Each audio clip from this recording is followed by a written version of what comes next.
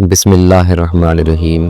امام جعفر صادق علیہ السلام فرماتے ہیں، خدا کے نزدیک امام علیہ السلام کے لیے ایک درہم مختص کرنے سے بڑھ کر کوئی چیز محبوب نہیں ہے، اور خدا اس کو جنت میں کوہ احد کے برابر درہم عطا کرے گا۔ مظلوم کی مدد کریں۔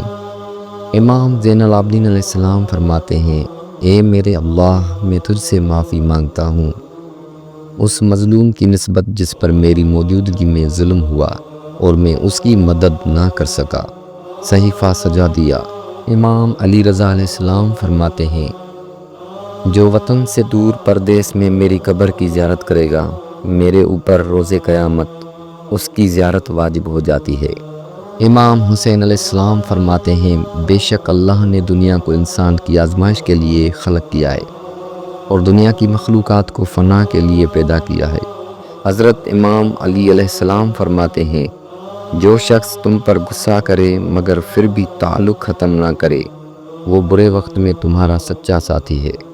حضرت امام علی علیہ السلام نے فرمایا، بس اتنی کوشش کرنا کہ تمہاری وجہ سے کوئی رب کے آگے نہ روئے۔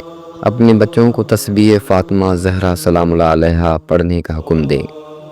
امام جعفر صادق علیہ السلام فرماتے ہیں، ہم اپنے بچوں کو جس طرح نماز پڑھنے کا حکم دیتے ہیں، اسی طرح تسبیح حضرت فاطمہ الزہرا سلام اللہ علیہا پڑھنے کا حکم دیتے ہیں۔